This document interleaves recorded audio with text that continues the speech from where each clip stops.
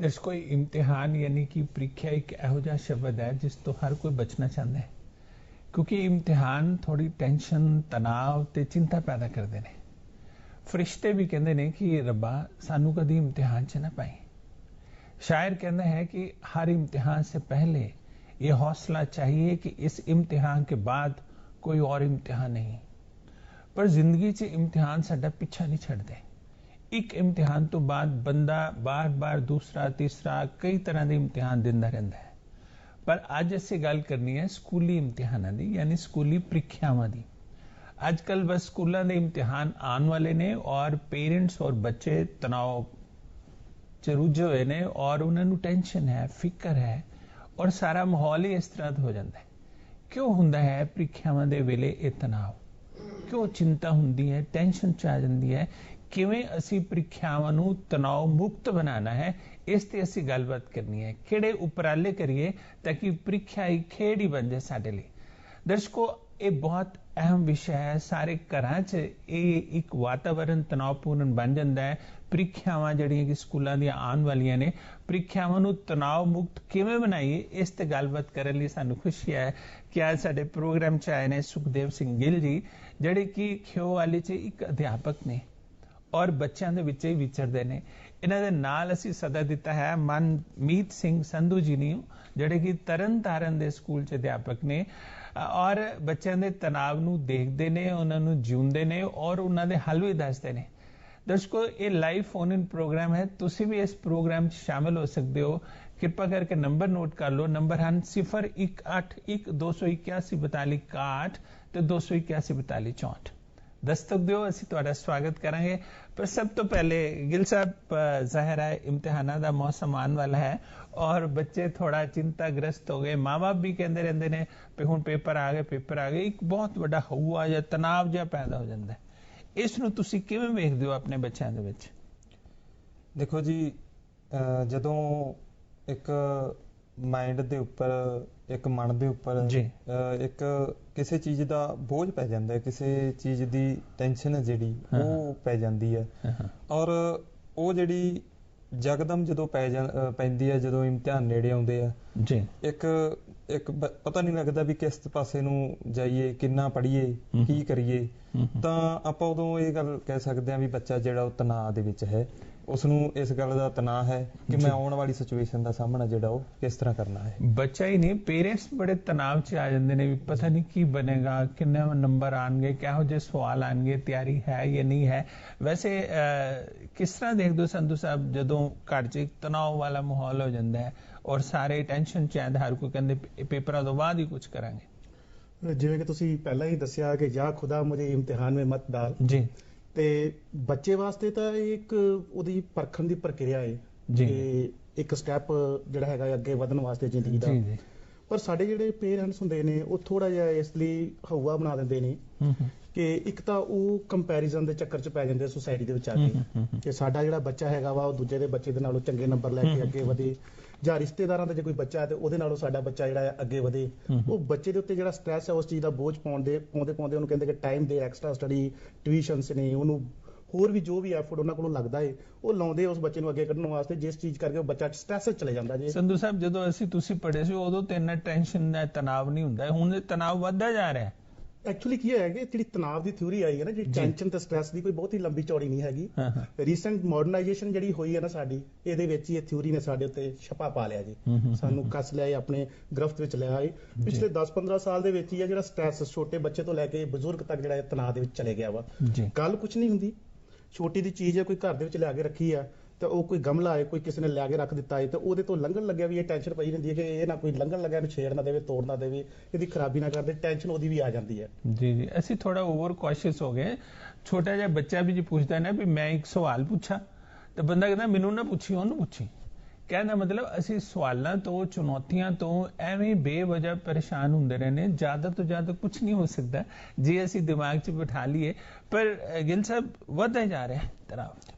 ਬੱਚੇ ਤੁਸੀਂ ਪੜ੍ਹਾਉਂਦੇ ਹੋ, ਸਕੂਲਾਂ 'ਚ ਪੜ੍ਹਾਉਂਦੇ ਹੋ, ਖਿਓਵਾਲੀ 'ਚ ਪੜ੍ਹਾਉਂਦੇ ਹੋ, ਖਾਸ ਕਰਕੇ 10th ਦੇ, +2 ਦੇ ਜਾਂ ਜਿਹੜਾ 5ਵੀਂ 8ਵੀਂ ਦੇ ਵੀ ਪੇਪਰ ਹੋ ਗਏ, ਬੱਚਿਆਂ ਦੇ ਦਿਮਾਗ 'ਚ ਹੁਣ ਇੱਕ ਤਣਾਅ ਵੱਧਦਾ। ਹਾਂਜੀ ਡਾਕਟਰ ਸਾਹਿਬ, ਉਹਦੇ ਵਿੱਚ ਇਹ ਹੈ ਇੱਕ ਆਪਾਂ ਇਸ ਚੀਜ਼ ਨੂੰ ਲੈਂਦੇ ਆ ਵੀ ਜਦੋਂ ਮਤਲਬ ਆਪਣੇ ਕੋਲੇ ਇੱਕ ਪੂਰਾ ਸਾਲ ਹੈ ਇੱਕ ਪ੍ਰੀਖਿਆ ਮਤਲਬ ਇੱਕ ਸੈਸ਼ਨ ਨੂੰ ਕੰਪਲੀਟ ਕਰਨ ਵਾਸਤੇ ਜੀ।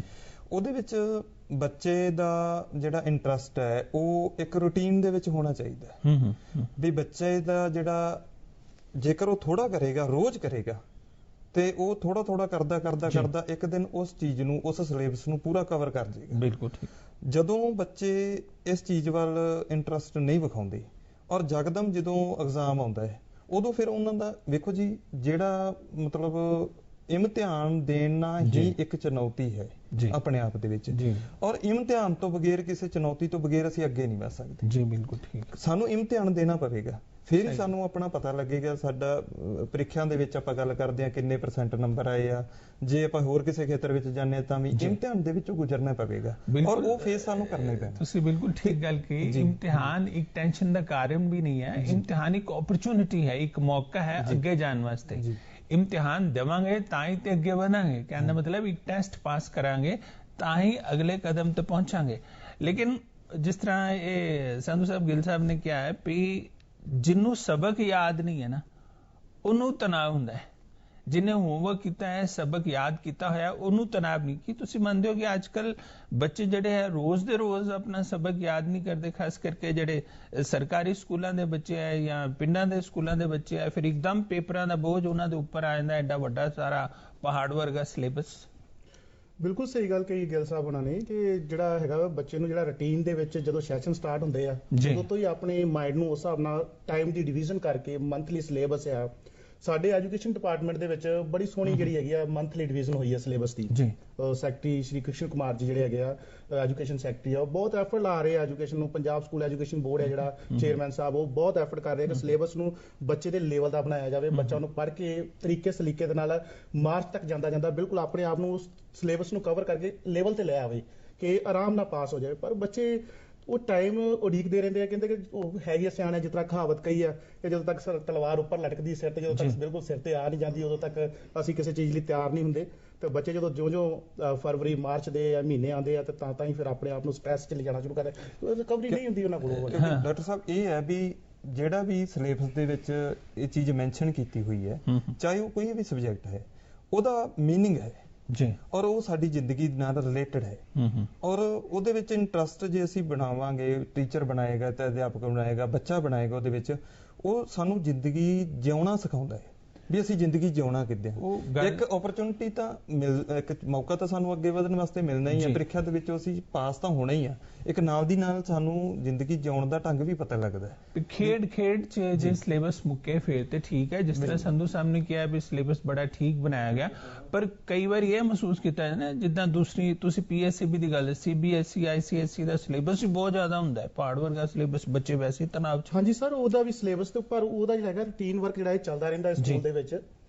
ਜਿਸ ਤਰ੍ਹਾਂ ਕਿ ਜਿਹੜੇ ਕਨਵੈਂਟ ਸਕੂਲ ਹੁੰਦੇ ਨੇ ਉਹਨਾਂ ਨੇ ਪਹਿਲੇ ਮਹੀਨੇ ਤੋਂ ਹੀ ਉਹਦੀ ਡਿਵੀਜ਼ਨ ਕੀਤੀ ਹੁੰਦੀ ਹੈ ਕਿ ਬੱਚਿਆਂ ਨੂੰ ਕਿਸ ਤਰ੍ਹਾਂ ਪੜਾਉਣਾ ਹੈ, ਪਰ ਉਹਨਾਂ ਦਾ ਸਿਲੇਬਸ ਥੋੜਾ ਵਾਸਟ ਹੁੰਦਾ ਹੈ। ਜਿਵੇਂ ICS ਬੋਰਡ ਹੈਗਾ ਜਾਂ CBSE ਬੋਰਡ ਹੈਗਾ, ਇਹਨਾਂ ਦੇ ਸਿਲੇਬਸ ਵਾਸਟ ਹੈ ਥੋੜੇ ਜਿਹੇ, ਬੱਚੇ ਨੂੰ ਉਹ ਜ਼ਿਆਦਾ ਕਰਵਾਉਣ ਦੇ ਚੱਕਰ ਦੇ ਵਿੱਚ ਜ਼ਿਆਦਾ ਸਟ੍ਰੈਸ ਦੇ ਵਿੱਚ ਲੈ ਜਾਂਦੇ ਆ। ਸਿਲੇਬਸ ਵਾਸਟ ਹੈ, ਬੈਗ ਬਹੁਤ ਭਾਰੀ ਹੈ, ਚੁਣੌਤੀਆਂ ਬਹੁਤ ਹੈ, ਫਿਰ ਤੁਲਨਾਤਮਕ ਵੀ ਅਧਿਐਨ ਕਰਦੇ ਨੇ ਪੇਰੈਂਟਸ ਵੀ ਫਲਾਣੇ ਬੱਚੇ ਦੇ ਇੰਨੇ ਨੰਬਰ ਆਏ, ਤੇਰੇ ਘੱਟ ਆਏ। ਇਹਨਾਂ ਸਾਰੀਆਂ ਗੱਲਾਂ ਤੇ ਅਸੀਂ ਗੱਲਬਾਤ ਕਰਾਂਗੇ, ਪਰ ਦਰਸ਼ਕ ਦਸਤਕ ਦੇ ਰਹੇ ਨੇ, ਅਸੀਂ ਸਵਾਗਤ ਕਰ ਰਹੇ ਉਹਨਾਂ ਦਾ। ਹੈਲੋ ਹਾਂਜੀ, ਸਤਿ ਸ੍ਰੀ ਅਕਾਲ ਜੀ। ਸਤਿ ਸ੍ਰੀ ਅਕਾਲ। ਗੁਲਾਮ ਮੋੜ ਬੋਲ ਰਿਹਾ ਜੀ, ਬਠਿੰਡੇ ਤੋਂ ਜੀ। ਜੇ ਆਪਾਂ ਗੱਲ ਕਰੀਏ ਨਾ ਜੀ, ਮੇਰੇ ਪਹਿਲਾਂ ਤਾਂ 2 ਸੁਝਾਅ ਹੈ ਜੀ ਤੇ ਫਿਰ 2 ਸਵਾਲ ਵੀ ਹੈ ਜੀ। ਜੇ ਤਣਾਅ ਦੀਆਂ ਆਪਾਂ ਸਥਿਤੀਆਂ ਦੀ ਗੱਲ ਕਰੀਏ ਨਾ ਜੀ, ਜਿਵੇਂ ਕਿਸੇ ਸਕੂਲ ਦੇ ਵਿੱਚ ਕਿਸੇ ਬੱਚੇ ਨੂੰ ਜਿਹੜੇ ਟੀਚਰ ਆ ਕਈ ਵਾਰੀ ਅਪਸ਼ਬਦ ਬੋਲ ਦਿੰਦੇ ਆ ਜਾਂ ਮਾਪੇ ਅਪਸ਼ਬਦ ਬੋਲ ਦਿੰਦੇ ਆ, ਉਹਦੇ ਨਾਲ ਬੱਚਾ ਤਣਾਅ ਚ ਆ ਜਾਂਦਾ ਹੈ।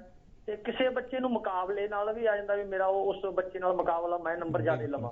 ਤੇ ਕਈ ਬੱਚੇ ਗਰੀਬ ਹੁੰਦੇ ਆ ਜੀ, ਪੜ੍ਹਾਈ ਦੇ ਵਿੱਚ ਉਹ ਖਰਚਾ ਨਹੀਂ ਨਾ ਕਰ ਸਕਦੇ, ਉਹਨਾਂ ਨੂੰ ਵੀ ਤਣਾਅ ਹੋ ਜਾਂਦਾ ਹੈ। ਤੇ ਕਿਸੇ ਨੂੰ ਪ੍ਰੀਖਿਆ ਦੇ ਵਿੱਚ ਅਸਫਲਤਾ ਨਹੀਂ ਮਿਲਦੀ। ਤੇ ਮੇਰਾ ਸਵਾਲ ਇਹ ਹੈ ਜੀ, ਮਾਪੇ ਜਿਹੜੇ ਬੱਚੇ ਦੇ ਉਹ ਕੀ ਯੋਗਦਾਨ ਪਾ ਸਕਦੇ ਆ ਉਹ ਤਣਾਅ ਨੂੰ ਘੱਟ ਕਰਨ ਵਾਸਤੇ।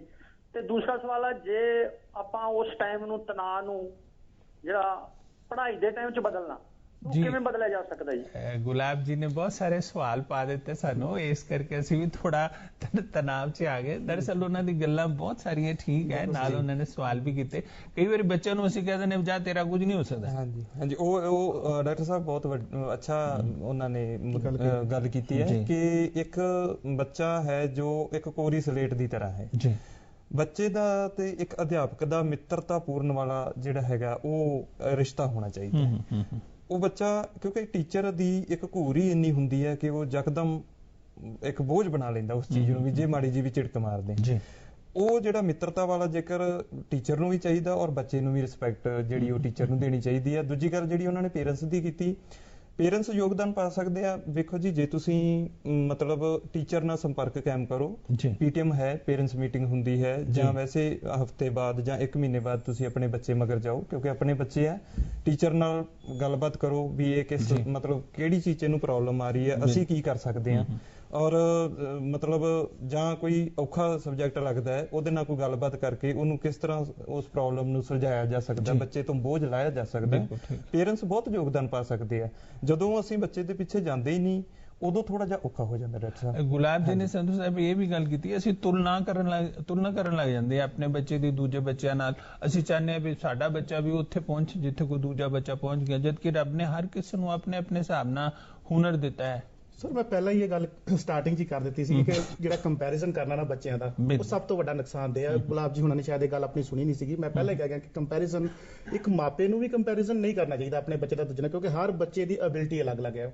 ਇੱਕ ਬੱਚਾ ਐਜੂਕੇਸ਼ਨ ਦੇ ਵਿੱਚ ਬੈਸਟ ਹੈ, ਦੂਸਰਾ ਬੱਚਾ ਹੈ ਉਹਦਾ ਸਰੀਰ ਬਿਲਕੁਲ ਫਿੱਟ ਹੈ, ਉਹ ਸਪੋਰਟਸ ਵਿੱਚ ਬੈਸਟ ਹੈ, ਇੱਕ ਬੱਚਾ ਹੈ ਕਲਚਰ ਵਿੱਚ ਪਰਫੈਕਟ ਹੈ, ਇੱਕ ਬੱਚਾ ਆਰਟ ਐਂਡ ਕਰਾਫਟ ਵਿੱਚ ਪਰਫੈਕਟ ਹੈ।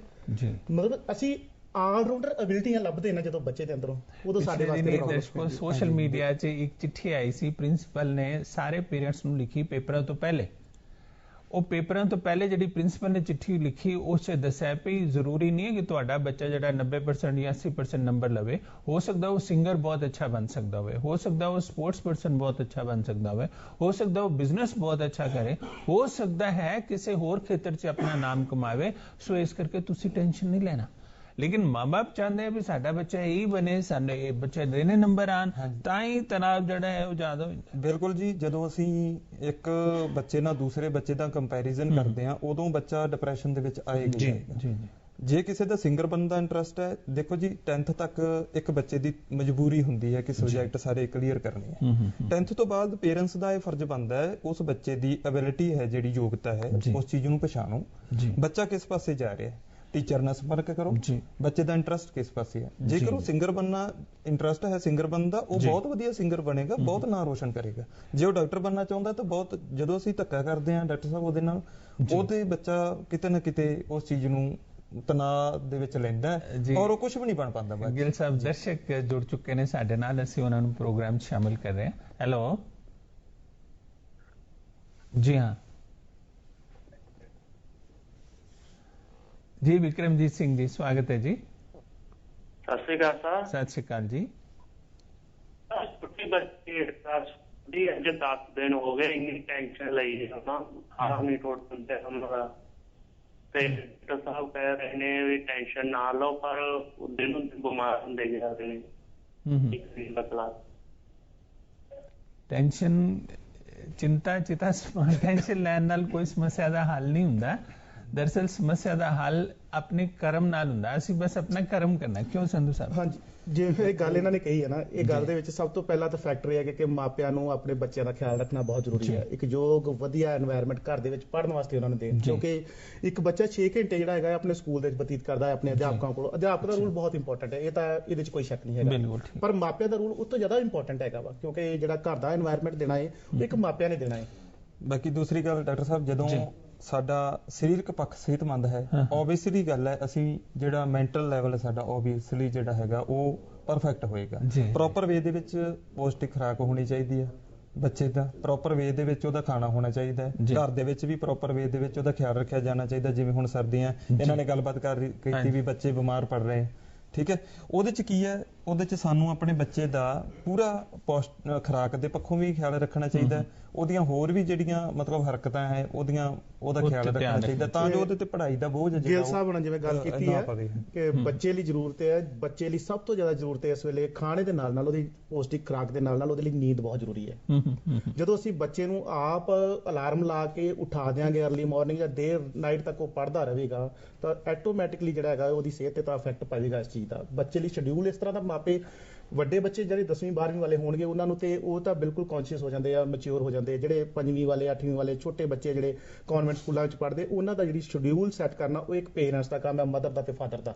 ਉਹ ਇਸ ਤਰ੍ਹਾਂ ਦਾ ਸ਼ਡਿਊਲ ਜਿਹੜੇ ਕਨਵੈਂਟ ਸਕੂਲ ਦੀ ਤੁਸੀਂ ਗੱਲ ਕੀਤੀ ਹੈ, CBSE ਜਾਂ ICSE ਦੇ ਸਕੂਲ, ਇਹਨਾਂ ਦੇ ਬੱਚੇ ਕਈ ਵਾਰੀ ਓਵਰਬਰਡਨਡ ਹੈ, ਬਹੁਤ ਜ਼ਿਆਦਾ ਉਮੀਦਾਂ ਦਾ ਵੀ ਬੋਝ ਹੈ, ਸਿਲੇਬਸ ਦਾ ਵੀ ਬੋਝ ਹੈ, ਕਿਤਾਬਾਂ ਕਾਪੀਆਂ ਬੈਗਾਂ ਦਾ ਵੀ ਬੋਝ ਹੈ, ਔਰ ਉਹ ਇੰਟਰੈਕਟ ਨਹੀਂ ਕਰਦੇ। ਘਰੋਂ ਬਾਹਰ ਨਿਕਲ ਕੇ ਮੈਦਾਨ 'ਚ ਕਿਤੇ ਜਾਣ ਜਾਂ ਦੂਸਰੇ ਬੱਚਿਆਂ ਨਾਲ ਗੱਲਾਂ ਬਾਤਾਂ ਮਾਰਨ, ਕੋਈ ਹਾਸਾ ਠੱਠਾ ਕਰਨ ਜਾਂ ਕੋਈ ਆਊਟਡੋਰ ਗੇਮ ਖੇਲਣ, ਇਹਦੇ ਲਈ ਵੀ ਉਹਨਾਂ ਕੋਲ ਟਾਈਮ ਨਹੀਂ। ਡਾਕਟਰ ਸਾਹਿਬ, ਜਿਵੇਂ ਕਿ ਆਪਾਂ ਜਾਣਦੇ ਹੀ ਹਾਂ ਕਿ ਜਿਹੜੇ ਕਨਵੈਂਟ ਸਕੂਲਾਂ ਦੇ ਬੱਚੇ ਅਰਲੀ ਮਾਰਨਿੰਗ ਉਹਨਾਂ ਦੀਆਂ ਵੈਨਾਂ ਆ ਜਾਂਦੀਆਂ, ਬੂਹੇ ਕੇ ਹਾਰਨ ਵੱਜਣੇ ਸ਼ੁਰੂ ਹੋ ਜਾਂਦੇ ਆ, 6:30 7 ਵਜੇ ਦੇ ਲਗਭਗ ਬੱਚੇ ਸਕੂਲਾਂ ਨੂੰ ਮੂਵ ਕਰ ਜਾਂਦੇ ਆ। ਸਾਰਾ ਦਿਨ ਉੱਥੇ ਸਟ੍ਰੈਸ ਦੇ ਵਿੱਚ ਆ, ਟੀਚਰਾਂ ਦੀਆਂ ਕਲਾਸਾਂ ਚੱਲਦੀਆਂ ਨੇ, ਘਰੇ ਬੱਚਾ ਪਹੁੰਚਦਾ ਹੀ ਹੈ, ਜੇ ਵੈਨ ਉਤਾਰਦੀ ਹੈ ਤੇ ਮਦਰ ਦਾ ਕੰਮ ਇਹ ਹੋ ਜਾਂਦਾ ਕਿ ਉਹਦੇ ਕੱਪੜੇ ਚੇਂਜ ਕਰਾਂ ਤੇ ਟਿਊਸ਼ਨ ਤੇ ਭੇਜਦੇ ਹਨ ਉਹਨੂੰ। ਉਹ ਲੇਟ ਨਾਈਟ ਫਿਰ ਵਾਪਸ ਮੁੜਦੇ 7-8 ਵਜੇ, ਉਹਦੇ ਚ ਉਹ ਖਾਣਾ ਵੀ ਚੱਜ ਨਾਲ ਨਹੀਂ ਖਾ ਸਕਦੇ, ਬ੍ਰੇਕਫਾਸਟ ਵੀ ਚੱਜ ਨਾਲ ਨਹੀਂ ਕੀਤੀ ਉਹਨਾਂ ਨੇ ਬਿਲਕੁਲ ਠੀਕ ਤਰੀਕੇ ਨਾਲ, ਦੁਪਹਿਰ ਦਾ ਖਾਣਾ ਵੀ ਚਲੋ ਉੱਥੇ ਸਕੂਲ ਦੇ ਵਿੱਚ ਭੱਜ ਦੌੜ ਦੇ ਵਿੱਚ ਖਾਦਾ, ਰਾਤ ਦਾ ਵੀ ਸਹੀ ਤਰੀਕੇ ਨਾਲ ਖਾਦਾ। ਫਿਰ ਪੇਰੈਂਟਸ ਲੱਗ ਪੈਂਦੇ ਕਿ ਅਸੀਂ ਥੋੜਾ ਜਿਹਾ ਟਾਈਮ ਇਹਨਾਂ ਦੇ ਨਾਲ ਬਤੀਤ ਕਰੀਏ, ਕਿ ਇਹਨਾਂ ਨੂੰ ਥੋੜਾ ਜਿਹਾ ਅਸੀਂ ਪੜ੍ਹਾਈ ਤੇ ਹੀ ਜ਼ੋਰ ਦਿੱਤਾ ਜਾ ਰਿਹਾ ਹੈ,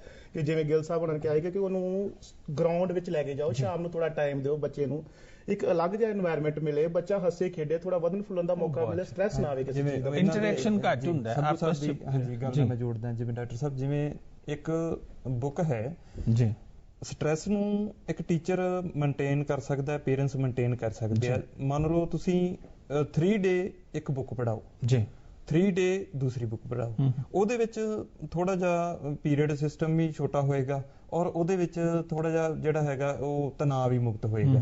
ਕਿਉਂਕਿ ਜਦੋਂ ਅਸੀਂ ਲਗਾਤਾਰ ਉਸ ਚੀਜ਼ 8-10 ਸਬਜੈਕਟ ਰੋਜ਼ ਹੀ ਲਗਾਤਾਰ ਉਸ ਦੇ ਵਿੱਚ, ਓਬਵੀਅਸਲੀ ਗੱਲ ਹੈ, ਇੰਟਰਸਟ ਬੱਚੇ ਦਾ ਕਈ ਵਾਰ ਨਹੀਂ ਬਣਦਾ, ਥੋੜਾ ਜਿਹਾ ਵੰਡ ਕੇ ਵੀ ਕਈ ਵਾਰ ਗੇਮ ਦਾ ਪੀਰੀਅਡ ਵੀ ਹੋ ਜਾਏ, ਬਿਲਕੁਲ, ਤੇ ਕਈ ਉਸ ਤੋਂ ਬਾਅਦ ਫਿਰ ਉਹਦੇ ਸ਼ਡਿਊਲ ਦੇ ਨਾਲ ਚੱਲਦਾ ਜਾਏ, ਉਹਦੇ ਨਾਲ ਇੰਟਰਸਟ ਵੀ ਬਣਦਾ ਹੈ ਬੱਚੇ ਦਾ। ਸੰਧੂ ਸਾਹਿਬ, ਅਸਲੀ ਚੀਜ਼ ਜੇ ਦੇਖਿਆ ਜਾਏ ਤੇ ਜਿਹੜਾ ਸਟ੍ਰੈਸ ਹੈ ਉਹ ਰਿਜ਼ਲਟ ਦਾ ਵੀ ਹੈ, ਵੀ ਇਹਦਾ ਰਿਜ਼ਲਟ ਕਿੰਨਾ ਆਏਗਾ, ਕਿੰਨੇ ਨੰਬਰ ਆਣਗੇ, ਇਹਨੂੰ ਅੱਗੇ ਕਿਸੇ ਹੋਰ ਪ੍ਰੋਫੈਸ਼ਨਲ ਕਾਲਜ 'ਚ ਐਡਮਿਸ਼ਨ ਮਿਲੇਗੀ ਨਹੀਂ ਮਿਲੇਗੀ, ਫਲਾਨੀ ਇੰਸਟੀਚਿਊਟ 'ਚ ਜਾ ਪਾਏਗਾ ਨਹੀਂ ਆਏਗਾ, ਮਤਲਬ IIT ਕਰੇਗਾ ਜਾਂ JEE ਕਲੀਅਰ ਕਰੇਗਾ ਜਾਂ ਮੈਡੀਕਲ ਵਾਲੇ, ਇਹ ਰਿਜ਼ਲਟਸ ਪੱਖੋਂ ਵੀ ਮਾਂ-ਬਾਪ ਜਿਹੜੇ ਹੈ ਨਾ ਬੱਚੇ ਨੂੰ ਤਿਆਰ ਨਹੀਂ ਕਰਦੇ ਕਿ ਜੇ ਇਹ ਨਾ ਹੋਇਆ ਤਾਂ ਕੋਈ ਗੱਲ ਨਹੀਂ, ਇਹ ਤਾਂ ਹੈਗਾ ਹੀ ਹੈ, ਜੇ ਇਹ ਨਾ ਹੋਇਆ ਤੇ ਇਹ ਤਾਂ ਹੈਗਾ ਹੀ ਹੈ, ਤੂੰ ਟੈਨਸ਼ਨ ਨਾ ਲੈ।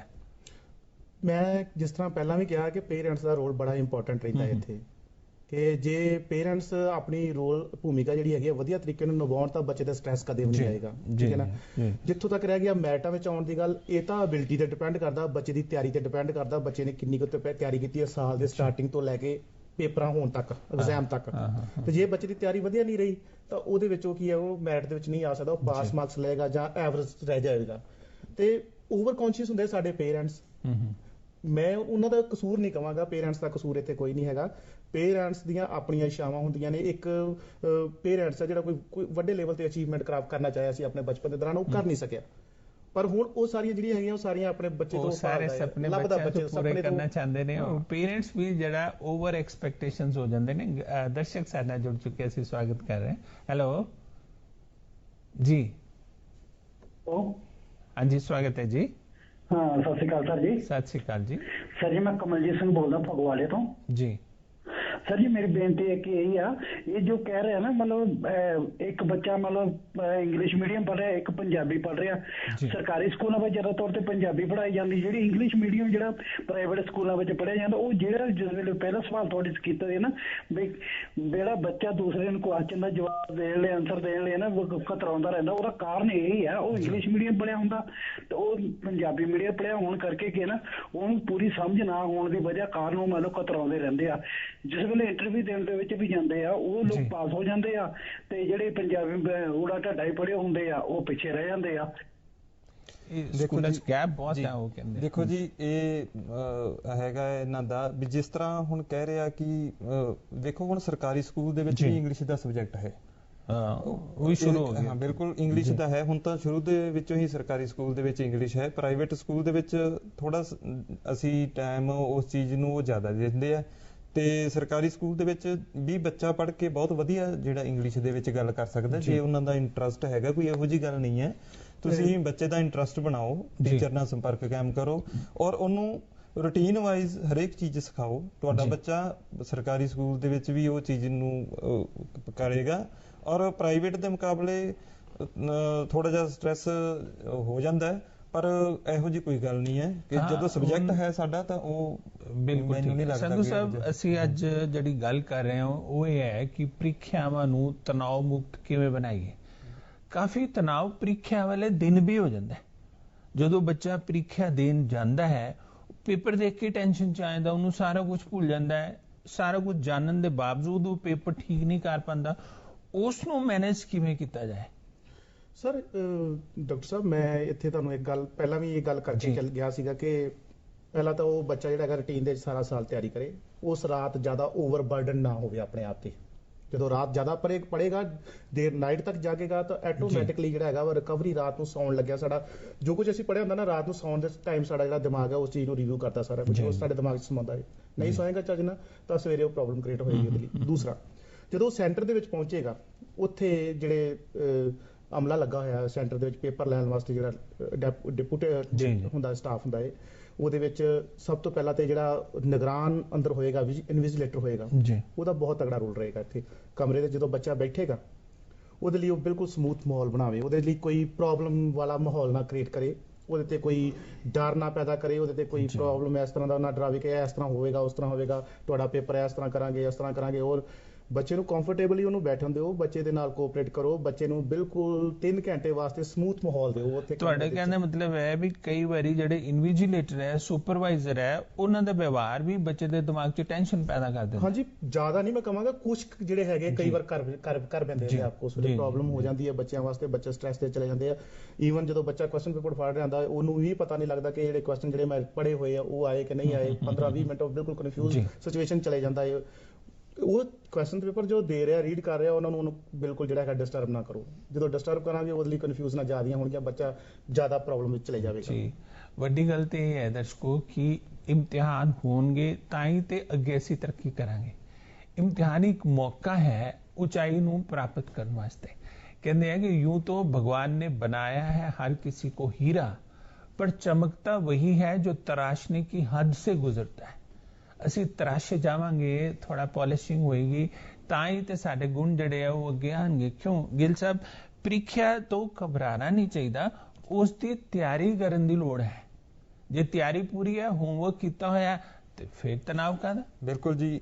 ਜਦੋਂ ਵੀ ਆਪਾਂ ਨੂੰ ਐਗਜ਼ਾਮ ਦੇ ਵਿੱਚ ਪੇਪਰ ਮਿਲਦਾ ਜਾਂ ਕੋਈ ਵੀ ਐਗਜ਼ਾਮ ਹੁੰਦਾ ਹੈ, ਇੱਕ ਟਾਈਮ ਇਸ ਤਰ੍ਹਾਂ ਲੱਗਦਾ ਹੁੰਦਾ ਸਾਨੂੰ ਕੁਝ ਨਹੀਂ ਆਉਂਦਾ। ਬੱਚੇ ਜਿਵੇਂ ਸੰਧੂ ਸਾਹਿਬ ਨੇ ਦੱਸਿਆ ਇੱਕਦਮ ਕਨਫਿਊਜ਼ ਹੋ ਜਾਂਦੇ, ਪਰ ਜੇਕਰ ਅਸੀਂ ਰੂਟੀਨ ਦੇ ਵਿੱਚ ਸਭ ਕੁਝ ਕੀਤਾ ਹੋਇਆ ਹੈ, ਜੇਕਰ ਸਾਡੇ ਟੀਚਰ ਨੇ ਸਾਨੂੰ ਸਮਝਾਇਆ ਹੋਇਆ ਹੈ, ਤੁਹਾਨੂੰ ਇੱਕ ਟਾਈਮ, ਬੱਚਿਆਂ ਨੂੰ ਵੀ ਮੈਂ ਦੱਸ ਰਿਹਾ ਵੀ ਇੱਕ ਟਾਈਮ ਤੁਹਾਨੂੰ ਲੱਗੇਗਾ ਵੀ ਸਾਨੂੰ ਕੁਝ ਨਹੀਂ ਆਉਂਦਾ, ਪਰ ਹੌਲੀ ਹੌਲੀ ਜਦੋਂ ਤੁਸੀਂ ਉਸ ਨੂੰ ਰਿਵਾਈਜ਼ ਕਰੋਗੇ, ਉਸ ਚੀਜ਼ ਨੂੰ, ਪੇਪਰ ਨੂੰ ਰੀਡ ਕਰੋਗੇ, ਤੁਹਾਡੇ ਵਿੱਚ ਆਟੋਮੈਟਿਕ ਤੁਹਾਨੂੰ ਉਹ ਗੱਲਾਂ ਯਾਦ ਆਈ ਜਾਣਗੀਆਂ। ਮੇਨ ਡਾਕਟਰ ਸਾਹਿਬ ਜਿਹੜਾ ਬੋਝ ਇਹੀ ਹੁੰਦਾ ਵੀ ਬੁੱਕਲੇਟ ਸ਼ੀਟ ਭਰਨੀ ਹੈ, ਕਿਤੇ ਗਲਤ ਨਾ ਹੋ ਜੇ ਐਗਜ਼ਾਮ ਦੇ ਵਿੱਚ, ਕਿਤੇ ਇਸ ਤਰ੍ਹਾਂ ਕੋਈ ਅੱਖਰ ਮਤਲਬ ਕੋਈ ਰੋਲ ਨੰਬਰ ਦੇ ਵਿੱਚੋਂ ਮਿਸਟੇਕ ਨਾ ਹੋ ਜੇ। ਉਹੀ ਬੋਝ ਆ ਜਿਹੜਾ ਉਹ 15-20 ਮਿੰਟ ਦਾ ਹੁੰਦਾ, ਕੋਈ ਜ਼ਿਆਦਾ ਨਹੀਂ। ਉਸ ਤੋਂ ਬਾਅਦ ਆਟੋਮੈਟਿਕ ਜੇ ਤੁਸੀਂ ਪੜ੍ਹਿਆ ਹੋਇਆ ਅੱਛੀ ਤਰ੍ਹਾਂ ਤੁਹਾਨੂੰ ਸਾਰਾ ਦਿਮਾਗ ਦੇ ਵਿੱਚ। ਦਰਸ਼ਕ ਸਾਡੇ ਜੁੜ ਚੁੱਕੇ ਨੇ, ਅਸੀਂ ਸਵਾਗਤ ਕਰ ਰਹੇ ਹਾਂ ਉਹਨਾਂ ਦਾ। ਹੈਲੋ ਜੀ, ਸਵਾਗਤ ਹੈ ਜੀ। ਸਰ, ਮੈਂ ਗੱਲ ਕਰਨੀ ਸੀ ਵੀ ਜਦੋਂ ਐਗਜ਼ਾਮ ਹੁੰਦਾ ਹੈ ਉਦੋਂ ਵੀ ਜਦੋਂ ਆਪਾਂ ਐਗਜ਼ਾਮ ਬੱਚਾ ਦਿੰਦਾ, ਉਸ ਟਾਈਮ ਉਹਦੇ ਤੋਂ ਪੇਪਰ ਦੇ ਵਿੱਚ ਟਾਈਮ ਦੇ ਵਿੱਚ ਮੋਹਰਾਂ ਲਵਾਈ ਜਾਂਦੀਆਂ ਜਾਂ ਉਹਦੇ ਤੋਂ ਸਿਗਨੇਚਰ ਕਰਾਏ ਜਾਂਦੇ ਆ। ਬੱਚੇ ਦਾ ਕਨਫਿਊਜ਼ ਹੋ ਜਾਂਦਾ, ਬੱਚੇ ਦੇ ਸਵਾਲ ਆਸੇ-ਪਾਸੇ ਜੋ ਬੱਚੇ ਨੇ ਯਾਦ ਕੀਤਾ ਹੁੰਦਾ ਬੱਚੇ ਨੂੰ ਭੁੱਲ ਜਾਂਦਾ ਹੈ। ਸਰ, ਉਹ ਜਿਹੜੀ ਟਾਈਮਿੰਗ ਆ ਸਿਗਨੇਚਰ ਦੀ ਜਾਂ ਮੋਹਰਾਂ ਆਪਾਂ ਲਵਾਉਣੇ ਆ, ਉਹ ਪੇਪਰ ਤੋਂ ਪਹਿਲਾਂ ਹੀ ਲਵਾਈਆਂ ਜਾਣ ਵੀ ਤਾਂ ਬੱਚਾ ਕਨਫਿਊਜ਼ ਨਾ ਹੋਵੇ।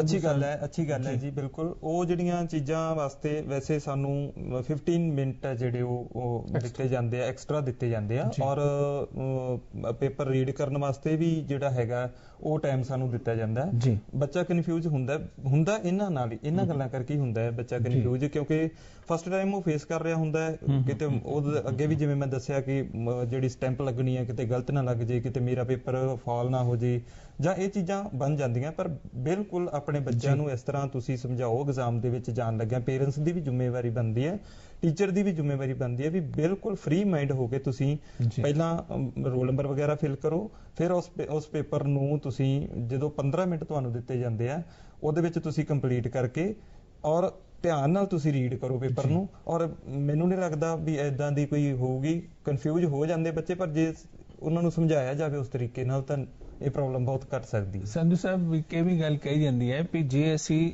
ਇਮਤਿਹਾਨ ਦਿੰਦੇ ਰਹੀਏ, ਹਰ ਹਫਤੇ ਟੈਸਟ ਹੋਣ ਜਾਂ ਮਹੀਨੇ ਬਾਅਦ ਟੈਸਟ ਹੋਣ, ਤੇ ਫਿਰ ਉਹ ਤਣਾਅ ਘਟ ਜਾਂਦਾ ਕਿਉਂਕਿ ਸਾਨੂੰ ਇਮਤਿਹਾਨ ਦੇਣ ਦੀ ਵੀ ਆਦਤ ਪੈ ਜਾਂਦੀ ਹੈ।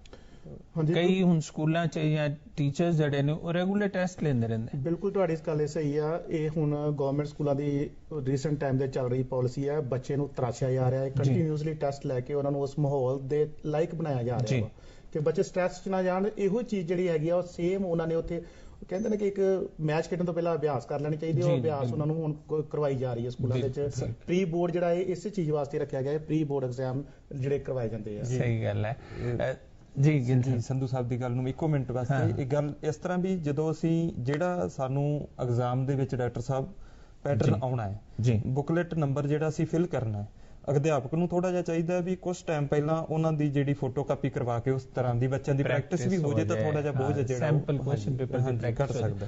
ਦਰਸ਼ਕੋ, ਮੁੱਖ ਦੀ ਗੱਲ ਤੇ ਹੈ ਕਿ ਇਮਤਿਹਾਨਾਂ ਤੋਂ ਅਸੀਂ ਬਚ ਨਹੀਂ ਸਕਦੇ।